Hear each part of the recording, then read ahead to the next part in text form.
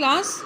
तो हम पढ़ रहे हैं कहानी दोपहर का भोजन। ये दूसरा अध्याय है आपकी कक्षा का। किताब का नाम है अंतरा, याद रखिएगा। तो कल जब मैंने आपको पढ़ाया था तो जहाँ ख़त्म किया था आज वहीं से शुरू करती हूँ। इसके पिछले वीडियो में आप देख सकते हैं।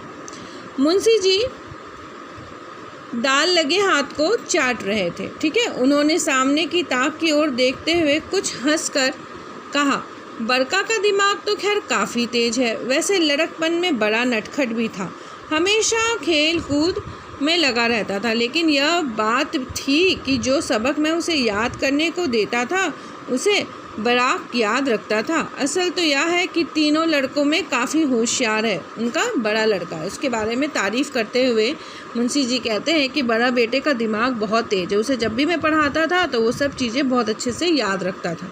प्रमोद को कम समझती हो, या कहकर वह अचानक ज़ोर से हंस पड़े। और फिर वो कहते हैं कि जो हमारा छोटा लड़का है प्रमोद, वह भी काफ़ी तेज़ दिमाग का है, उसको क्या तुम कम समझ रही हो? कम मत समझना। तो मुंशी जी अपने बेटों की तारीफ़ करने लगते हैं। मुंशी जी 1.5 रोटी खा चुकने के बाद एक गिलास से युद्ध कर रहे थे। कुछ कठिनाई होने पर एक गिलास पानी चढ़ा गए, फिर खर खर खांस कर खाने लगे। फिर चुप्पी छा गई। दूर से किसी आटे की चक्की की पुक पुक आवाज़ सुनाई दे रही थी और पास के नीम के पेड़ पर बैठा कोई पंडुक लगातार बोल रहा था। पंडुक एक प्रकार का पक्षी है जो बोल रहा था। और खाते खाते अब वो थोड़ा ठहर गए थे, उसके बाद पानी पिया और फिर खाने लगे। और शांति सी माहौल जो है बिल्कुल शांत हो गया था, शांति का माहौल हो गया था। सिद्धेश्वरी की समझ में नहीं आ रहा था कि क्या कहे। वह चाहती थी कि सभी चीज़ें ठीक से पूछ ले, मतलब वो चाहती थी कि अपने पति से वो अच्छी तरह से बात कर ले, सभी चीज़ें ठीक से जान ले और दुनिया के हर चीज़ पर पहले की तरह धड़ल्ले से बात करे। तो गरीबी के कारण बातचीत जो होती है ना वो कम हो जाती है, दुख इंसान के चेहरे पे और मन पे हावी हो जाता है। तो सिद्धेश्वरी चाहती थी कि पहले की तरह हम हर चीज़ के बारे में बात करके और इतने अच्छे से हंस लिया करते थे, आज भी उसी प्रकार से बात कर ले, पर वो संभव उसे नहीं लगता। पर उसकी हिम्मत नहीं होती थी। उसके दिल में न जाने कैसा भय समाया हुआ था। मन में हमेशा उसे एक प्रकार का डर लगा रहता था अपने परिवार के बिखरने का, क्योंकि गरीबी बहुत ज़्यादा थी। अब मुंशी जी इस तरह चुपचाप दुबके हुए खा रहे थे जैसे पिछले 2 दिनों से मौन व्रत धारण कर रखा हो और उसको कहीं जाकर आज शाम को तोड़ने वाले। और मुंशी जी भी बिल्कुल चुपचाप होकर खाना खाने लगे। ऐसा लग रहा था जैसे उन्होंने मौन व्रत रखा हो।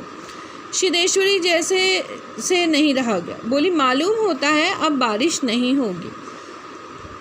मुंशी जी ने एक क्षण के लिए इधर उधर देखा, फिर निर्विकार स्वर में राय दी, मक्खियाँ बहुत हो गई हैं, बारिश नहीं होगी, सिद्धेश्वरी ने बोला। परंतु मुंशी ने इधर उधर देख करके कहा, हाँ मक्खियाँ बहुत हो गई है। सिद्धेश्वरी ने उत्सुकता प्रकट की, फूफा जी बीमार है, कोई समाचार नहीं आया। मुंशी जी ने चने के दानों की ओर दिलचस्पी से दृष्टिपात किया जैसे उनसे बातचीत करने वाले हो। फिर सूचना दी, गंगाशरण बाबू की लड़की की शादी तय हो गई है, लड़का MA पास है। तो फिर उधर का जो भी मतलब सिद्धेश्वरी ने पूछा उसका जवाब नहीं दिया, बल्कि चने की ओर बड़े गौर से देखने लगे और ऐसे लग रहा था जैसे चने से बात करते हुए बोल रहे हो कि गंगाशरण बाबू की लड़की है, उसकी शादी तय हो गई है और लड़का जो है वो MA पास है। तो पहले के समय में क्या अभी के समय में भी पढ़ाई लिखाई देखी जाती है, कौन कितना पढ़ा लिखा है। सिद्धेश्वरी हठात चुप हो गई। मुंशी जी भी आगे से कुछ नहीं बोले। उनका खाना समाप्त हो गया था और वे थाली में बचे खुचे दानों को बंदर की तरह बीन रहे थे। तो थाली में जो दाने थे वो बंदर की तरह जैसे चुन चुन कर खाते हैं उसी तरह से खा रहे थे। तो सिद्धेश्वरी ने कुछ कहा, मुंशी जी ने कुछ कहा, दोनों ने कोई ख़ास बातचीत नहीं हो पाई, तो दोनों ही फिर शांत हो गए। सिद्धेश्वरी ने पूछा, बरका की कसम 1 रोटी देती हूँ, अभी बहुत सी हैं। मुंशी जी ने पत्नी की ओर अपराधी के समान तथा रसोई की ओर कनखी से देखा।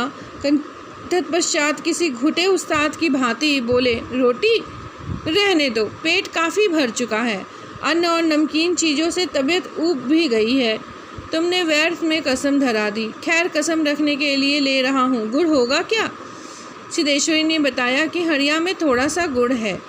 तो सिद्धेश्वरी ने पूछते हुए अपने कसम को देते हुए कहा कि 1 रोटी और ले लो, क्योंकि घर में रोटियाँ बहुत हैं। वैसे सिद्धेश्वरी ने ये बात झूठ बोली थी और ये बात मुंशी जी को पता था, इसीलिए वो बड़ी कनखी आंखों से रसोई की तरफ देखने लगे कि पता नहीं इतनी रोटियां कहाँ से आ गई, घर में तो पैसे हैं नहीं, इतना अनाज है नहीं, फिर ज़रूर मेरी पत्नी झूठ बोल रही होगी। अब उसकी बात रखने के लिए वो कहते हैं कि भूख तो है नहीं, फिर भी तुमने कसम दी है तो थोड़ा गुड़ दे दो। तो सिद्धेश्वरी ने बोला हाँ गुड़ थोड़ा सा होगा।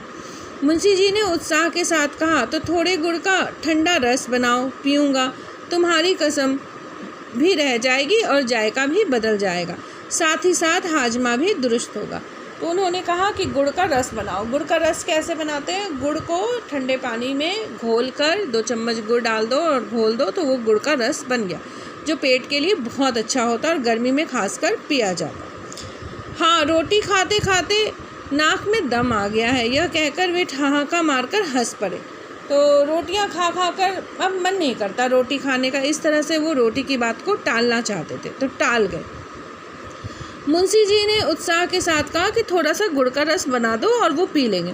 मुंशी जी के निपटने के पश्चात सिद्धेश्वरी उनकी झूठी थाली लेकर चौके की ज़मीन पर बैठ गई।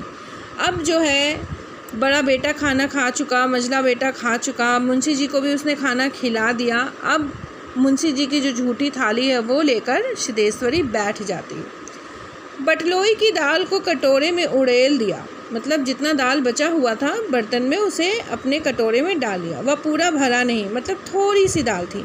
छिपुलों में थोड़ी सी चने की तरकारी बची थी। कढ़ाई में, मतलब गांव में ऐसे भाषा का प्रयोग किया जाता है, छिपुली। छिपुली किसे कहते हैं? कढ़ाई को कहते हैं जिसमें थोड़ी सी सब्जी बची हुई थी। उसे पास खींच लिया। रोटियों की थाली को भी उसने पास खींच लिया। उसमें केवल एक रोटी बची थी, मोटी, भद्दी और जली। उस रोटी को वह झूठी थाली में रखने ही जा रही थी कि अचानक उसका ध्यान उसारे में सोए प्रमोद की ओर आकर्षित हो गया। तो दाल बिल्कुल थोड़ी सी थी, चने की सब्जी भी बिल्कुल थोड़ी सी थी और एक रोटी बची हुई थी। वो आखिरी रोटी बहुत मोटी सी बनी हुई थी, भद्दी थी और जली हुई भी थी, क्योंकि उस समय तवे से ज़्यादा लोग रोटियां जो है वो आग पर नीचे की ओर रख कर सेकते थे, जिसमें कोयले की दाग और लकड़ी के जलने की दाग हो जाती थी। फिर जब वो रोटी लेने वाली थी तो उसका नज़र, उसकी ध्यान जो है वो प्रमोद के ऊपर, जो सोया हुआ था उसके ऊपर पड़ी। उसने लड़के को कुछ देर तक एकटक देखा, फिर रोटी को 2 बराबर टुकड़ों में विभाजित कर दिया। बेटा छोटा था, उसके लिए आधी रोटी और अपने लिए भी आधी रोटी। एक टुकड़े को तो अलग रख दिया और दूसरे टुकड़े को अपनी जूठी थाली में रख लिया। तदुपरांत 1 लोटा पानी लेकर खाने बैठ गई। अब वो जो है आधी रोटी लेकर खाने बैठ गई। उसने पहला ग्रास मुंह में रखा, तब न मालूम कहीं से उसकी आंखों से टप टप आंसू बहने लगे।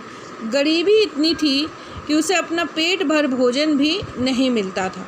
सबको खाना खिलाने के बाद उसके पास सिर्फ आधी रोटी बची।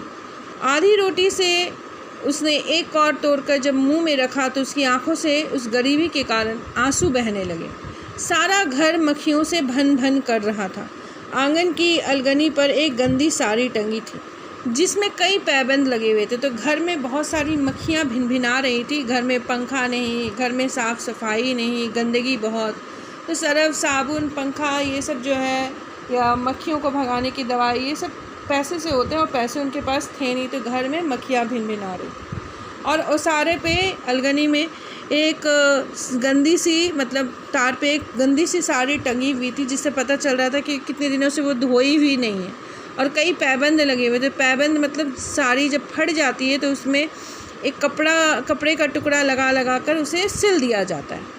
दोनों बड़े लड़कों का कहीं पता नहीं था। दोनों लड़के घर से बाहर जा चुके थे। बाहर की कोठरी में मुंशी जी औंधे मुंह होकर निश्चिंता के साथ सो रहे थे, जैसे 1.5 महीने पूर्व मकान किराया नियंत्रण विभाग की क्लर्की से उनकी छटनी नहीं हुई हो और शाम को उनको काम की तलाश में कहीं जाना ना हो। और बाहर की कोठरी में, मतलब बाहर के कमरे में मुंशी जी जो हैं वो औंधे मुंह होकर बड़े निश्चिंत भाव से सो गए। ऐसा लग रहा था कि जो 1.5-2 महीने पहले उनको नौकरी से उनकी छटनी हो गई थी वो नहीं हुई और शाम को उनको नौकरी ढूंढने नहीं जाना। वो बिल्कुल निश्चिंतता के साथ सोए हुए थे। निश्चिंतता का प्रयोग किया गया है, वो निश्चिंत होकर सो गए थे। और वो कहाँ काम करते थे? मकान किराया नियंत्रण विभाग की क्लर्की का काम करते थे। ठीक है, तो जो रूम रेंट का जो नियंत्रण विभाग होता है, उसकी जो क्लर्की है, उसका जो काम होता है, सरकारी विभाग में ये काम होता है, वहाँ पे उनकी छटनी हो गई थी। तो उस स्थान में वो काम करते थे। ऐसा लग रहा था कि उनकी छटनी नहीं हुई है और वो बड़े निश्चिंत भाव से सो रहे थे और शाम को उनको काम में कहीं जाना नहीं था। तो ये थी आपकी दोपहर की कहानी। किस प्रकार सिद्धेश्वरी ने अपने घर वालों को खाना खिलाया, फिर अपने लिए आधी रोटी रखी। उस आधी रोटी को खा रही थी परंतु साथ में रो भी रही थी। झूठ सच कहती है, परिवार बंधा रहे चाहती है। घर में गरीबी है, किसी से बोलती नहीं है कि घर में गरीबी है, तो सबको कहती है रोटी और ले लो, जबकि एक ही रोटी बची रहती है जो कि वो आधी खाती है, आधी अपने छोटे बेटे के लिए रख देती है। और मुंशी जी की नौकरी छूट चुकी है परंतु निश्चिंता का भाव लेकर वो सो जाते हैं, क्योंकि चिंता की भावना अगर वो मन में रखे तो शायद वो नौकरी ढूंढ भी ना पाए। ठीक है, तो ये दोपहर का भोजन आपकी कहानी समाप्त। कल मैं आपको इसका प्रश्नोत्तर अगले वीडियो में दे दूँ।